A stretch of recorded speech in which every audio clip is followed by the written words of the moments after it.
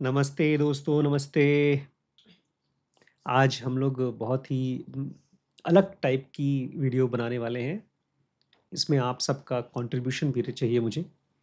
आपको मैं चाहूँगा कि हर एक पार्ट के साथ-साथ थोड़ा-थोड़ा इमेजिनेशन करिएगा। तो आज का जो टॉपिक है उसका नाम है brain rot, the hidden reason why you feel stuck.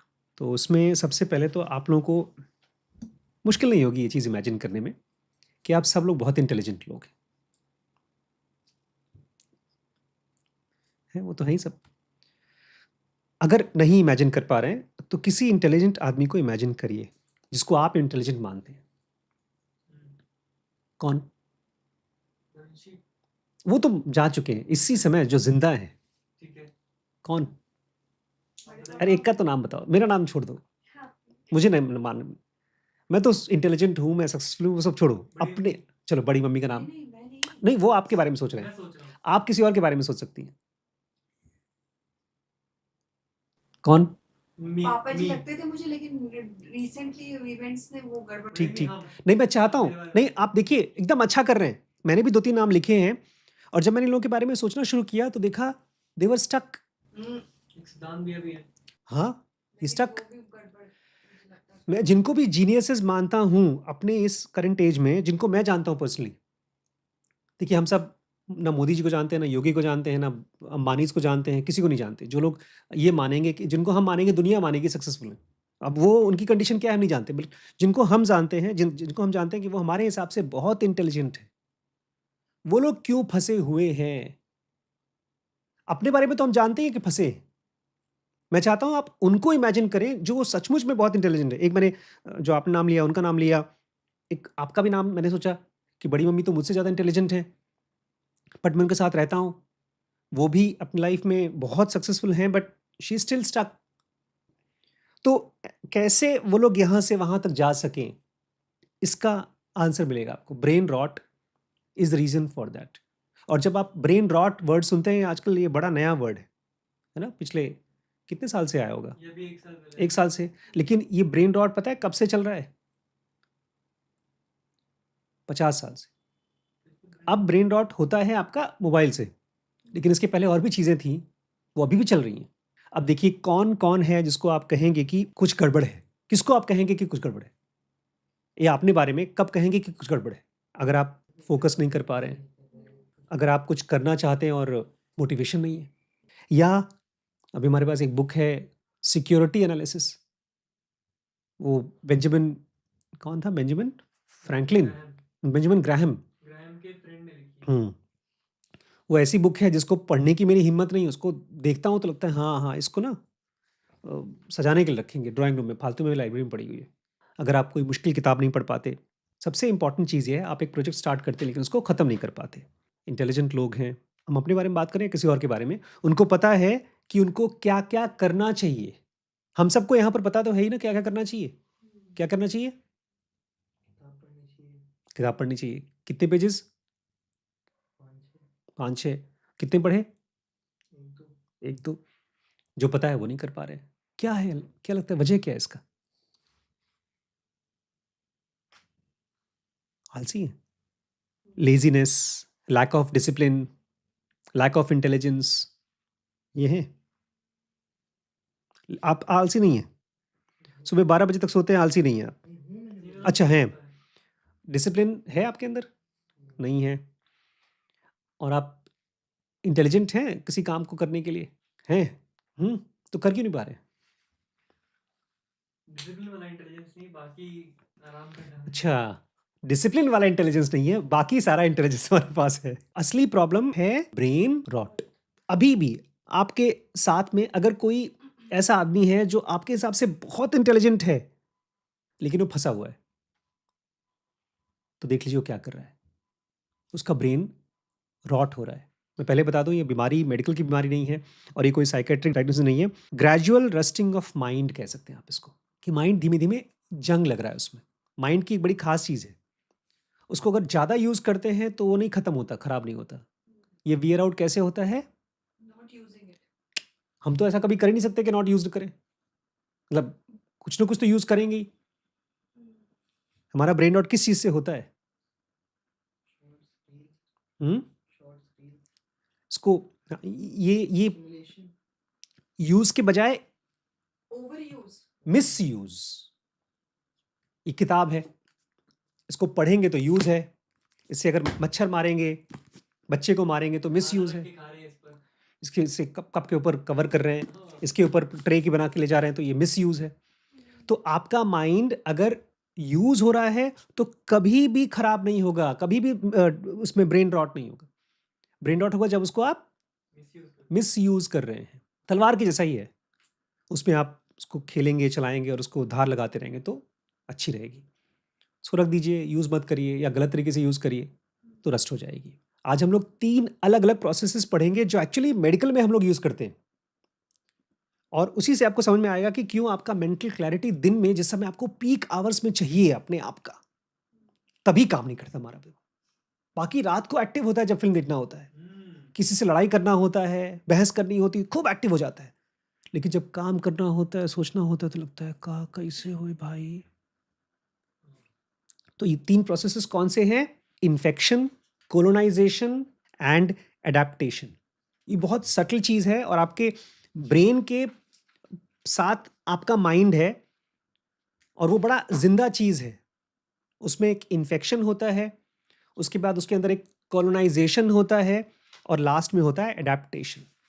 But आज हम लोग ये भी बात करेंगे कि कुछ लोग ऐसे होते हैं जो अपने ब्रेन रॉट को रिवर्स कर लेते हैं। उनको योगीज़ कहा जाता है और आज की एज में उसको ज़ेनोगीज़ कहते हैं हम लोग। हम लोग ज़ेनोगा एमआई में अपने ब्रेन रॉट को रिवर्स करने का टेक्नीक सिखाते हैं।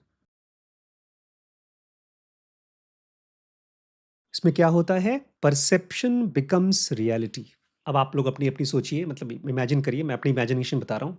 Doctor Ashish Shukla, rewind back to school. बचपन में क्लास 3rd 4th में पहुँच गया मैं। आप लोग भी चले जा सकते हैं। मैं सेंट्रल स्कूल में पढ़ता था वैसे बचपन में। 6th के बाद 8th 9th में 6th में आया बॉयज़ हाई स्कूल, 8th में आया बॉम्बे और फिर मेडिकल कॉलेज। अब मैं अपने आप को देख रहा हूँ मैं कैसा था उस समय। आपको स्कूल में कैसी फीलिंग आती थी कि आप पढ़ाकू हैं, कमज़ोर हैं, कैसी फीलिंग आती थी? आपसे नहीं पूछूँगा। नहीं, मुझे बहुत इनएडिक्वेट फीलिंग आती थी। कम कम की फीलिंग आती थी। हाँ, मुझे हमेशा ऐसा लगता था कि आई एम नॉट इंटेलिजेंट। जबकि आप तो अच्छे नंबर पाती थी क्लास I में। always felt कि I'm not intelligent, so I have to be laborious to cover up for that. If I give up being laborious, I'll just fall away. तो you are one of the luckiest people who responded to this feeling of lacking. 90% बच्चों को, मुझे भी और आप सबको भी जो फीलिंग आती है वो क्या आती है? Not good enough. ये है कंफ्यूजिंग परसेप्शन एज रियलिटी। देखिए क्या होता है, ये मेडिकल चीज़ आप आज सीख लीजिए, बहुत कमाल कमाल की चीज़ है। आज वही चीज़ बड़ी मम्मी ने किया बैंक में। आज बैंक ने क्या कहा, आप इस अकाउंट को इस अकाउंट से जोड़ दीजिए, लिंक कर दीजिए। मेडिकल में एक चीज़ होती है, उसको बोलते हैं every infection begins when something crosses protective barrier. बीमारी कैसे होती है? इन्फेक्शन पता है कैसे होता है? हमेशा बॉडी में बैरियर्स होते हैं, सीन और अनसीन बैरियर्स। और जैसे ही वो बैरियर टूटता है तो यहाँ का चीज़ यहाँ चला जाता है। एक होता है ब्रेन में ब्लड ब्रेन बैरियर, हम लोग का पूरा गट फ्लोरा है, उसके बाद इंटेस्टाइन, फिर नीचे हमारा खाना बाहर निकलता है, कचरा निकलता है। लेकिन एक किडनी का पूरा सिस्टम है, एक लंग्स का सिस्टम है। ये सब किस चीज़ से कनेक्टेड या अलग डिस्कनेक्टेड हैं? सिंपल परमिएटिव टिश्यूज़ से। मतलब कि आप एक किशमिश ले लो, पानी में डाल दो, तो किशमिश का जो बाहर का लेयर है वो क्या है? एक बैरियर है। तो उसके अंदर पानी अंदर घुसेगा। इन्फेक्शन कैसे होता है? Every infection begins when something crosses protective barrier. हर जगह पर एक प्रोटेक्टिव बैरियर है, उस बैरियर को क्रॉस कर दे कोई बैक्टीरिया, कोई वायरस, तो उसको बोलते हैं इन्फेक्शन। ये चीज़ याद रखिएगा। अब आपके साथ कुछ हुआ, आप स्कूल में गए और किसी ने आपकी बुराई कर दी। जब एग्ज़ाम में फ़ेल होते हैं, कम नंबर पाते हैं तो बुराई होती है। आपने किसी को आई लव यू बोला, किसी को पसंद किया, उसने रिजेक्ट कर दिया और आपका एक अच्छा खासा रिलेशनशिप ख़त्म हो गया। आपने एक बिज़नेस चालू किया था, वो फ़ेल हो गया। ये सब के सब क्या है? एक इवेंट है, एक परसेप्शन है। ये सब तो इवेंट हुआ। मैं एग्ज़ाम में फ़ेल हुआ, एक इवेंट है, प्रॉब्लम यहाँ नहीं है। उस इवेंट की मैंने क्या कहानी बनाई, कैसे उसको इंटरप्रेट किया, वो प्रॉब्लम है। एक फैक्ट ये है कि मैं गया, कुछ काम करके आया, उसमें मैं फ़ेल हो गया या किसी ने मुझे रिजेक्ट किया, ये एक फैक्ट है। लेकिन इंटरप्रिटेशन क्या है? मैं नहीं कर पाऊँगा उसको कभी। आप एग्ज़ाम में मैं यही बता रहा हूँ कि मैं एग्ज़ाम में बहुत बार फ़ेल होता था, बहुत बार पास भी होता था। लेकिन बार-बार उसमें से क केवल एक ही चीज़ सुनाई देती थी, डॉक्टर आशीष शुक्ला मतलब आज डॉक्टर आशीष शुक्ला, उस समय आशीष एक एवरेज स्टूडेंट है। एक क्लास के बैक बेंचर्स में से है, 50 बच्चे हैं, उसमें से जो लास्ट के बच्चे होते हैं, उसमें से मैं। मैं अपने आप को आज भी देखता हूँ स्कूल में, तो ऐसा ही एक परसेप्शन थी मेरी। लेकिन ये रियलिटी नहीं थी, ये परसेप्शन थी, मेरी रियलिटी बन गई थी। मुझे हिम्मत आईआईटी जैसी बातें सोचने के लिए या आईएएस, पीसीएस सोचने के लिए तो मैं सोचता था, बाप रे! ये मेरी तो औकात ही नहीं है, इसको तो हमारे क्लास का जो सुधीर सुब्रमण्यम है, वो कर सकता है, मैं नहीं कर सकता हूँ। और ऐसा क्यों था? बिकॉज़ जो भी इवेंट्स होते थे उसकी, वो रियलिटी बन जाते थे। उसको दिमाग छोड़ता नहीं था इवेंट की तरह। उ उसको क्या बनाता था? इंटरप्रिटेशन। ये नेचुरल प्रोसेस है, ऑटोमेटिक प्रोसेस है। ये एक तरह से माइंड का इन्फेक्शन होता था नेगेटिव इवेंट्स से। पर ये मिसयूज़ कैसे हुआ? मिसयूज़ कैसे हुआ? एग्ज़ैक्टली ऐसे ही हुआ। आपकी लाइफ में एक इवेंट हुआ, आप उस इवेंट को फैक्ट की तरह देखें, लेकिन उसको आप छोड़ते नहीं हैं। उसको कल इवेंट हुआ था, आज भी उसको लेकर के उसके ऊपर उसने आपको आपने उसको एक एक एक्सटेंड कर दिया। हुँ। एक ऐसी चीज़ निकाली जो है ही नहीं। मैं फेल हुआ, ये एक बात है। आई एम अ फेलियर, ये झूठ है। और जब आप अपने ब्रेन को यूज़ करते हैं एक थॉट बनाने के लिए और अपनी कहानी बनाने के लिए, तो ये मिसयूज़ है। मैं यहाँ पर आज ये थोड़ी बता रहा हूँ कि रील्स मत देखो, शॉर्ट्स मत देखो, ये तो हम लोगों को सबको पता है। मैं तो बता रहा हूँ हमारा ब्रेन कैसे अपने आप को रॉट करने के प्रोसेस में जा रहा है। तो फर्स्ट पार्ट क्या है? इन्फेक्शन होता है। इन्फेक्शन में क्या होता है? आपने किसी बात को, कुछ नेगेटिव चीज़ हुई, उसको छोड़ा नहीं। मेरे साथ भी होती है, रोज़ होती है। लेकिन उसके बाद वो कहानी वहीं रुक जाती है। मेरा अब पार्ट नहीं बनता, पहले होता था। इन्फेक्शन के बाद क्या होता है? कॉलोनाइज़ेशन। कॉलोनी बना लेता है वो जो अपनी। बैक्टीरिया है, आया लंग्स में, अब वो अपनी कॉलोनी बनाता है। हम लोग कल्चर करते हैं ना, बैक्टीरियाज़ की कल्चर बनाते हैं, कॉलोनी होती है।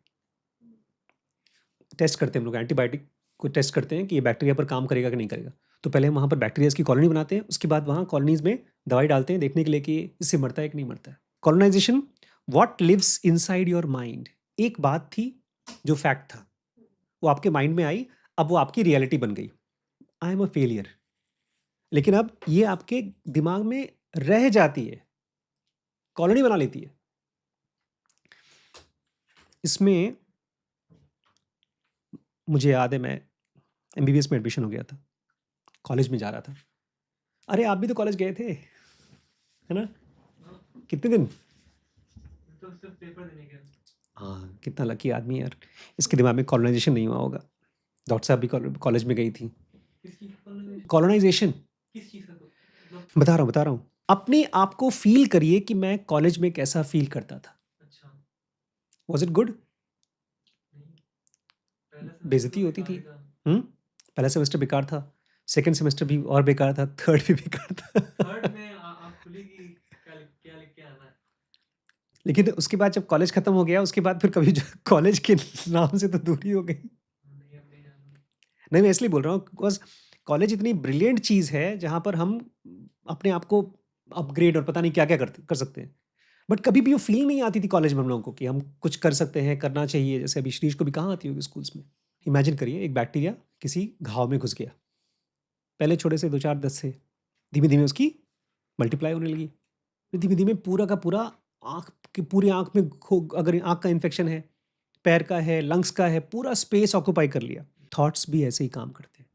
जो बात आपके मन में एक बार घुसी, उसके बाद वो वहीं पर बार-बार रहती है। वो आपकी रियलिटी हो जाती है। अरे तुम बता रहे हो हम फेलियर नहीं है, हम जानते हैं अपने बारे में ना। यही कंपनी के लोग क्या करते हैं, अरबों रुपए खर्च करके बोलेंगे, "अरे चिंता मत करो तुम, हमारे कोर्सेज़ करो, हमारे प्रोग्राम्स करो, हमारा सामान खरीदो।" वो एक आपके दिमाग में थॉट डाल रहे हैं और वो थॉट वहीं रहेगा। आज जो भी ब्रांड आप यूज़ करते हैं, वो एक आदमी का या एक कंपनी का बनाया हुआ थॉट है जो आपके दिमाग में कॉलोनी बना चुका है। आप पूछ रहे थे ना, ये ब्रेन रॉट कैसे होता है इसमें?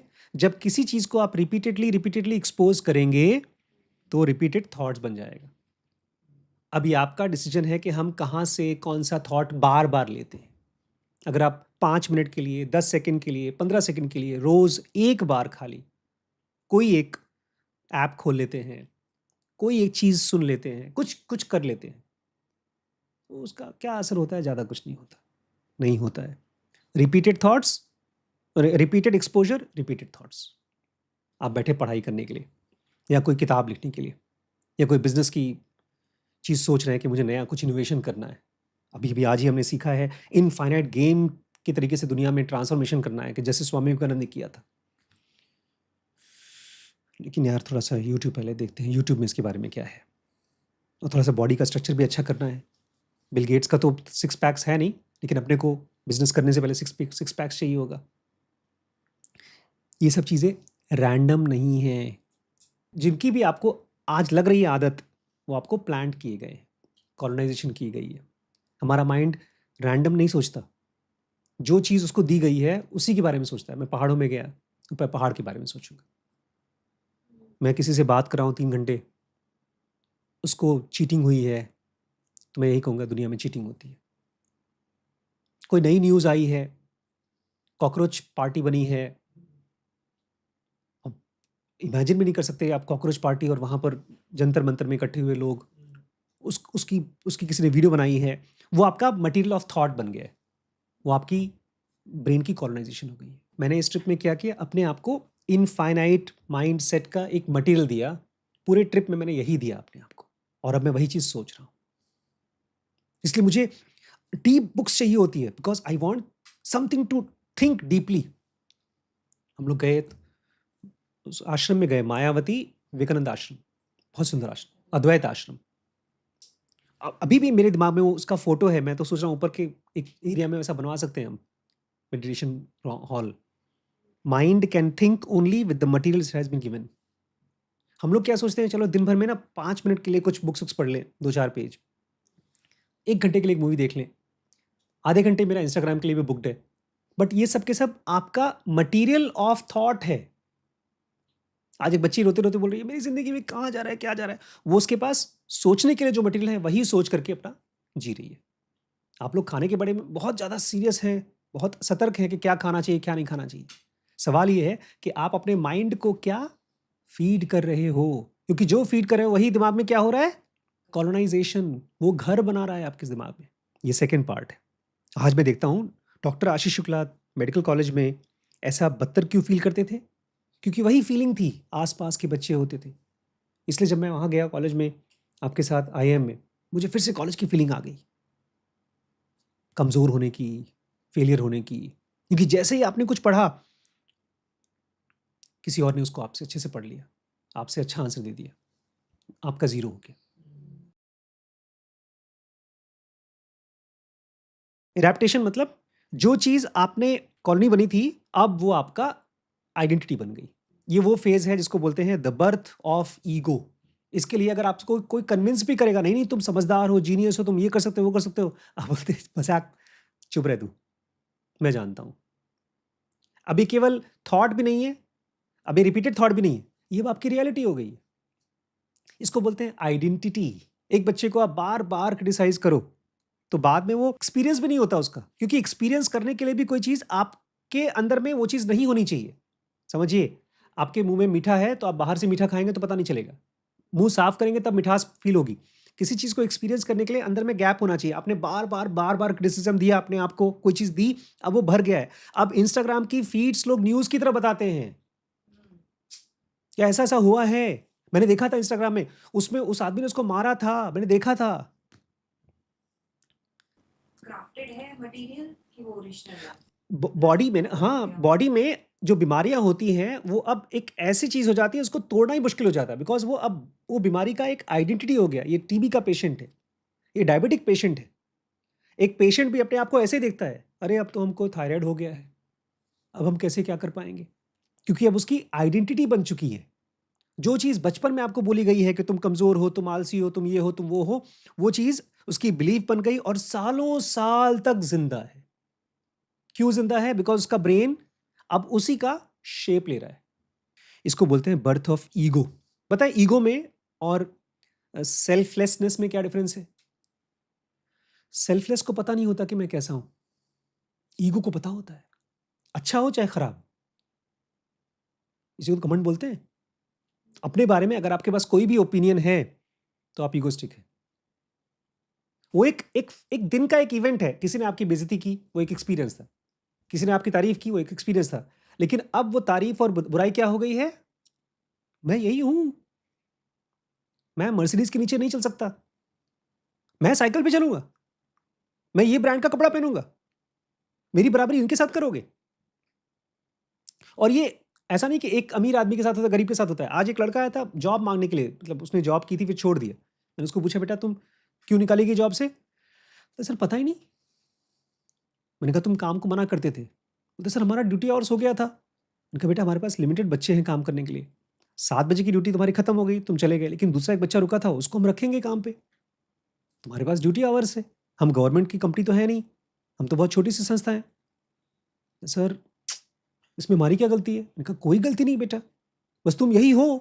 तुम ड्यूटी आवर्स में ही काम कर सकते हो। उसके बाद तुम ऐसे बोलते हो सर अब टाइम खत्म, अब हम जा रहे हैं। और तुम्हारे सामने जो बॉस बैठा है वो तुमसे ज़्यादा बैठा हुआ लेट लेट तक वेट कर रहा है। उसका आवर्स 7 बजे खत्म होता है लेकिन वो 9 बजे जाता है। और तुम उसको ही बोलते हो सर हमारा टाइम खत्म। तो ये उस लड़के की क्या है? ईगो है। वो तो अपना हिसाब से सही बोल रहा है, भाई हमारा ड्यूटी आवर्स खत्म, हम जा रहे हैं। ईगो क्या होता है? ईगो को सब कुछ पता होता है। हम अच्छे हैं, हम बुरे हैं। और ईगो फ्यूचर भी प्रेडिक्ट करता है। बोला था बच्चा सब आज के बाद कभी ऐसा नहीं होगा सर। भविष्यवाणी करता है ईगो। बोला था सर हमारी शादी भी हो गई है ना, इसलिए भी जल्दी जाना पड़ता है। मैंने कहा तब तो और जिम्मेदारी तुम्हारे सर पे आ गई है। बीवी है, बच्चा होने वाला है, तो पैसे चाहिए कि नहीं चाहिए? नौकरी चाहिए तो काम को मना कैसे कर सकते हो? लेकिन मैं जानता हूं जो लोग बेचारे सोच ही नहीं पाते कि मेरी गलती क्या थी इसमें। गलती क्या थी? एक स्टेट ऑफ माइंड हो गया है वो। एक ईगो स्टेट हो गई है। बहुत जल्दी हर्ट हो जाती है। अरे हम तो टाइम से सब कुछ कर रहे थे, टाइम से आना, टाइम से जाना, जो हमको ठीक लगता था काम किया, जो नहीं लगता था वो नहीं किया। जो हर्ट होता है वो ईगो होता है। जो नहीं सीखता है वो ईगो होता है। ये होता है एडेप्टेशन। परिस्थिति बदली, आप एडेप्ट कर गए। आप लोग जेंजीज है ना, अब आपको जेंजीज के हिसाब से जीना होता है। इंस्टाग्राम का आपके पास अकाउंट होना चाहिए। ये रील तो हर कोई देख रहा है तो आपको भी देखना चाहिए। आपका ओपिनियन होना चाहिए। अगर ध्रुव राठी ने ये बोला है कि ऐसा है तो ऐसा ही होना चाहिए। या तो ध्रुव राठी के हिसाब से सोचो या तो उसके अगेंस्ट हिसाब से सोचो। जीरो ओपिनियन नहीं होना चाहिए। एक बार मैं एक कहीं पार्टी में गया था, पार्टी नहीं छोटी गैदरिंग थी। उन्होंने मुझसे पूछा आपको ये इस पॉलिटिकल पार्टी के बारे में क्या सोचते हैं? मैंने कहा मेरे पास कोई ओपिनियन नहीं है। तो ऐसे कैसे नहीं ओपिनियन है? आपको ओपिनियन बनाना पड़ेगा। अरे मेरे पास ओपिनियन है ही नहीं क्योंकि मैं ओपिनियन रखता ही नहीं हूँ। आधा घंटा लड़ते रहे इस बात मुझे जाने नहीं दिया, खाना खा करके निकलना था, नहीं निकलने दे रहे थे मुझे। That was birth of ego, मतलब बंडल ऑफ फिक्स्ड आइडियाज। और ये बनता कैसे है? Miss use of feeding feeding feeding feeding feeding. Ego घमंड नहीं है जो आमतौर पे माना जाता है। सर ईगो में ना और सेल्फ रिस्पेक्ट में फर्क होता है। Ego is collection of conclusions. आपको पता है ये पार्टी क्या क्या कर रही है। अरे तुम गए हो उनके घर पे, देख के आए हो पार्टी वाला क्या कर रहा है क्या नहीं कर रहा है। कंक्लूजन मतलब एक इवेंट हुआ, उसके बारे में आपने कुछ निचोड़ करके जूस बनाया और उसको आप विश्वास कर रहे हैं। और एक नहीं, मल्टीपल ऐसे कंक्लूजन्स होते हैं। और ब्रेन रॉट की ट्रेजेडी ये है, ये सारे कंक्लूजन्स आपका भविष्य डिसाइड करते हैं। अब यही होगा। ऐसे ही बच्चों को लोग अपनी सेना में भर्ती करते हैं। ऐसे लोगों से अलग अलग गलत और सही, सबसे गलत काम तो यही है कि उसकी ज़िंदगी बर्बाद हो रही है, कुछ फ़र्क नहीं पड़ता उसको। आप बहुत कुछ कर सकते हैं, आप पब्लिक स्पीकिंग कर सकते हैं, कोई नया कोई भी काम कर सकते हैं, कोई चीज़ सीख सकते हैं, लेकिन अब आप नहीं कर सकते। क्यों? क्योंकि मैं यही हूँ यार, मेरी रियलिटी यही है।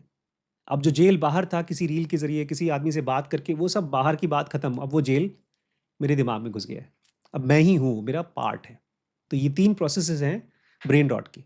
सबसे पहला इन्फेक्शन, इन्फेक्शन कैसे होता है? आपने अपने आप को एक्सपोज कराया किसी थॉट से, एक आध थॉट देखा, 2-3 बार थॉट देखा, फिर धीमे-धीमे वो आपके ब्रेन के अंदर में घुसना शुरू हो गया in the form of reality. Conclusion, reality. उसके बाद आपने वो अच्छी लगी, अब वो आपके ब्रेन में आ गई, तो उस तरह की और ढेर सारे थॉट्स लाते हैं, तो बन जाता है आपका कॉलोनाइजेशन। और फिर आपकी पूरी की पूरी मेंटल बॉडी ही उसी की बन जाती है। उसको बोलते हैं एडेप्टेशन, बर्थ ऑफ ईगो।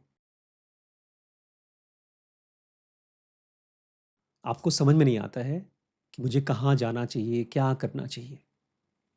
एक आदमी जो शादीशुदा है, उसके 2-4 बच्चे हैं, उसको पता है भैया रोज़ कमा करके बच्चों को पालना है। लेकिन उसके बच्चों को नहीं पता है क्या करना है। पता नहीं है पापा क्या करना है। उसका पापा बोलता है बेटा घर में 2 रोटी कमा के तुम भी ले आओ, 2 रोटी मैं कमाता हूँ तो एक्स्ट्रा हो जाएगा, घी भी आ जाएगा। हमको पापा समझ में नहीं आ रहा है, मुझे पैशन चाहिए। जब तक मेरा पैशन नहीं आएगा 2 रोटी कहाँ से कमा सकता हूँ मैं? Family business, I don't understand these stuffs. You know, I'm so miserable. You understand अंदर से कैसा खालीपन होता है। I want to go into spirituality. People with severe brain rot often feel lost, not because they lack intelligence, but because they live completely dash life. Miserable तो बड़ा common चीज है।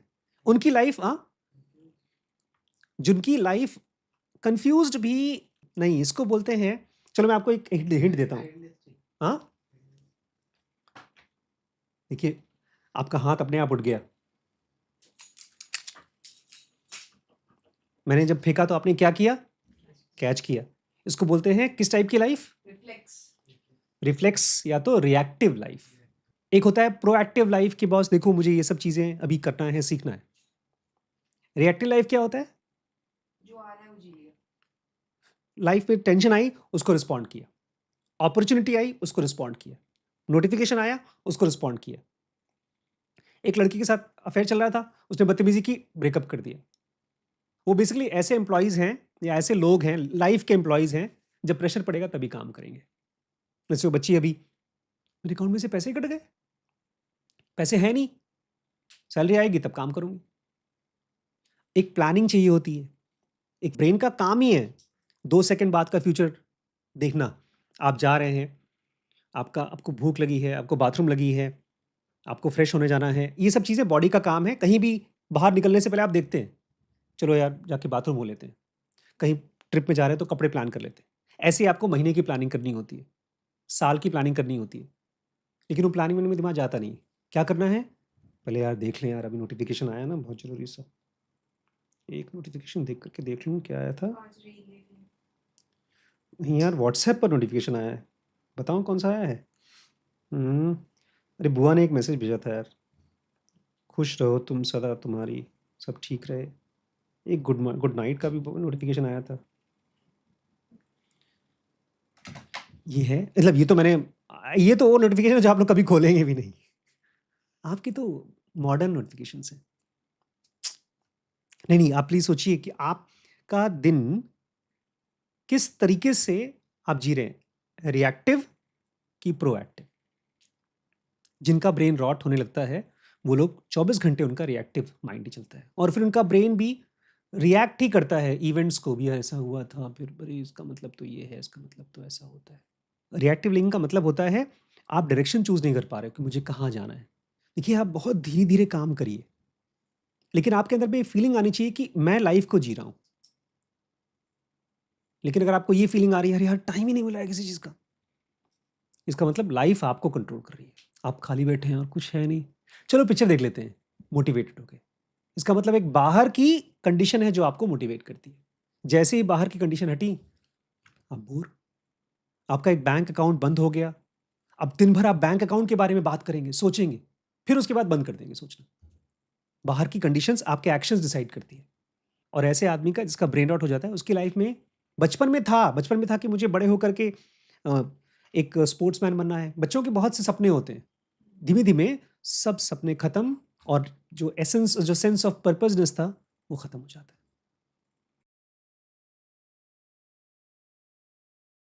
तीन पार्ट कौन कौन से हैं ब्रेन रॉट होने का? Infection, colonization, adaptation. इसी को रिवर्स करना है।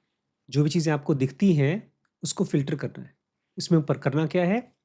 आपने एक आदमी से बात किया, आप सेल्स में काम करती हैं, उसने कोर्स ज्वाइन नहीं किया, ये एक फैक्ट है। इसका इंटरप्रिटेशन क्या है?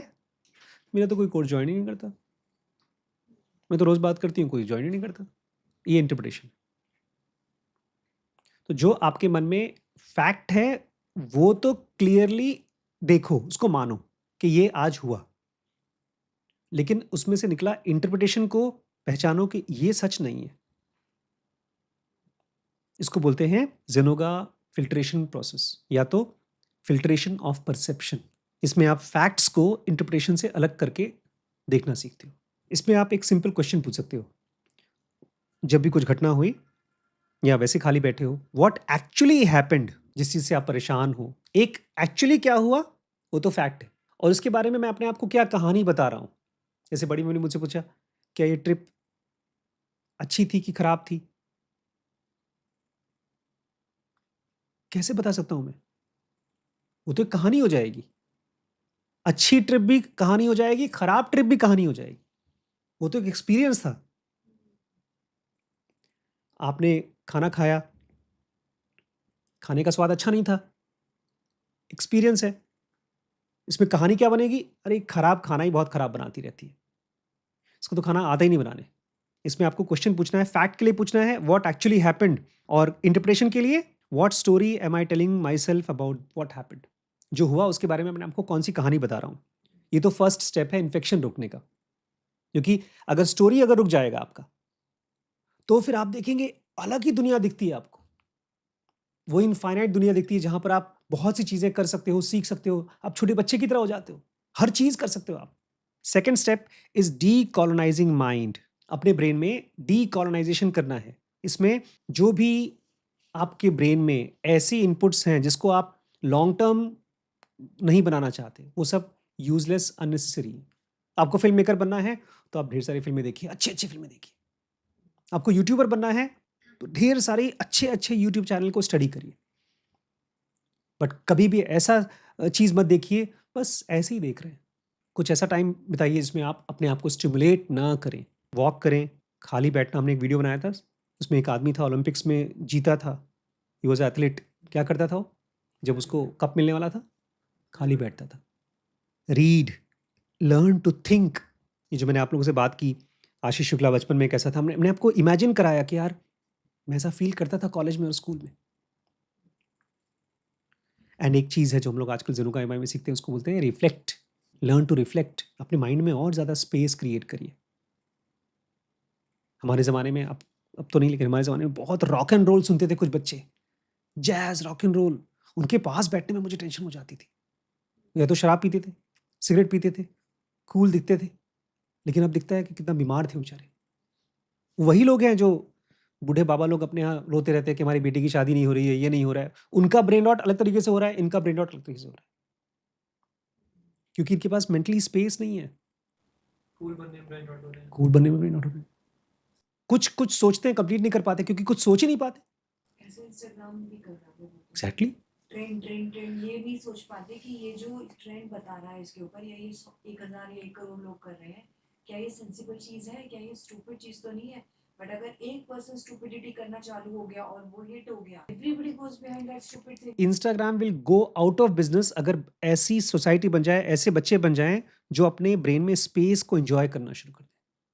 जब ज़ेनोगा आई मुझे समझ में आया, अच्छा अच्छा रुको, ये ई सेंटर बोल रहा है और इसका ये मतलब है। बहुत बार, उसके पहले मैंने बहुत बार, 3-4 बार तो घर से भाग गया था मैं, और 2-3 बार मैंने अपने आप को ख़त्म करने की कोशिश की।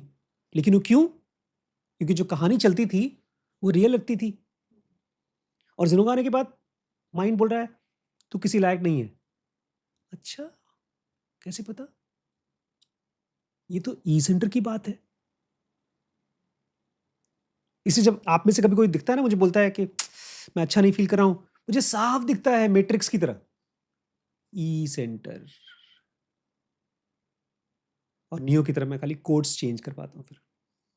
और सबसे खतरनाक होता है जब आपका माइंड अनकॉन्शियसली इतना बड़ा काम करता है।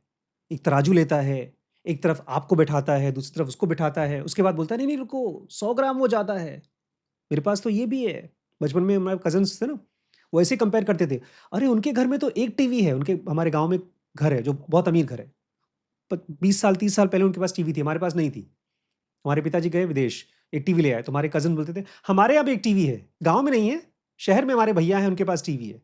और दूसरे चाचा हमारे बम्बई में रहते हैं, उनके पास टीवी है, हमारे यहाँ 2 टीवी है। तुम्हारे यहाँ कितने टीवी है?" उसके पास गाँव में 2 टीवी था।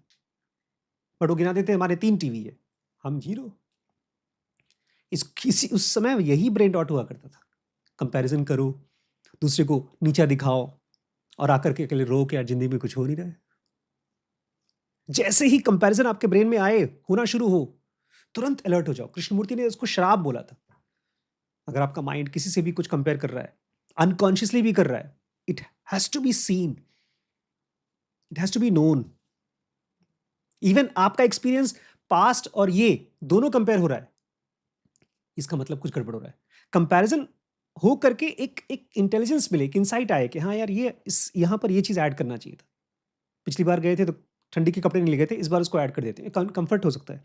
आप एक बिजनेस में चीज़ों को इटरेट कर सकते हो कंपैरिजन से, लेकिन केवल फीलिंग के लिए यार मैं अच्छा नहीं हूँ, अच्छा है, वो सक्सेसफुल है, मैं फेल्ड हूँ, इससे आपको अलर्ट होना पड़ेगा। अगर माइंड कंपेयर करेगा तो आपका माइंड बोलेगा यार कोशिश क्या करना, वो तो मुझसे अच्छा है ही। और अगर आप कंपेयर नहीं कर रहे हैं, आप देख रहे हैं सामने वाला मुझसे अच्छा है, तो बोले यार कैसे किया उसने? वो कौन सी म्यूचुअल फंड में पैसा लगा रहा है यार? वो कौन सा वीडियो बना रहा है? कौन सी किताब पढ़ रहा है? कंपैरिजन एक्शन को कमज़ोर करता है। और जब आप ये पूछते हो कि यार क्या कर रहा है वो? तो एक्शन और मजबूत हो जाता है करने का, ट्राई करने का। ब्रेन रॉट कोई बेवकूफ़ी नहीं है, आलस नहीं है, लैक ऑफ टैलेंट नहीं है। ये तब शुरू होता है जब परसेप्शन को आप फ़िल्टर नहीं करते हैं। आपकी कहानी को और रियलिटी को फ़िल्टर नहीं करते हैं। जैसे श्रीश ने आज बहुत अच्छा वीडियो बनाया, वन थिंग, जब आपको एक चीज़ मिलती है कुछ करने के लिए, वो आपका पैशन था, अब उसको बनाइए स्किल। एक चीज़ को इतना, इतना, इतना अच्छे से करिए कि वो आपका लाइफ़ का पर्पस हो जाए। अगर ये नहीं कर रहे हैं, तो ब्रेन रॉट होगा। कैसे? डिस्ट्रैक्शन। आप 100 चीज़ कर रहे हैं, 3 चीज़ करिए। ब्रेन रॉट को पूरी तरह से रिवर्स कर सकते हैं। आप 10 साल से इंस्टाग्राम चला रहे हैं, कोई दिक्कत नहीं है। आप दुखी हैं, बहुत डिप्रेस्ड हैं, कोई बात नहीं। आप 3 चीज़ करिए, फ़िल्टर योर परसेप्शंस। देखिए क्या हुआ और क्या मेरी कहानी है। Protect your mind. आस-पास के इम्पल्सेस से अपने आप को बचाइए। जैसे आपके क्रिस्टोफर नोलन करते हैं। बहुत कम इम्पल्स लेते हैं। मतलब ये तो आपके डायरेक्टर हैं, रमन महर्षि, विवेकानंद, इस तरह के बहुत से लोग हैं जिन्होंने परसेप्शन को एकदम बचा-बचा के रखा। And question your identity. अपने आप से पूछिए कि मैं किस चीज़ को मानता हूँ कि ये मैं हूँ? क्यों मानता हूँ मैं? मेरी क्या आइडेंटिटी है? Be space. कहता था ब्रूस ली, क्या बोलते हैं? Be water my friend. ऐसे ही मैं कहता हूँ बी स्पेस माय फ्रेंड। तो ये तरीका है ब्रेन रॉट को रिवर्स करने का। अगर आप इस चीज़ को पर्सनली सीखना चाहते हैं तो ज़ेरेमाई में यू आर मोस्ट वेलकम।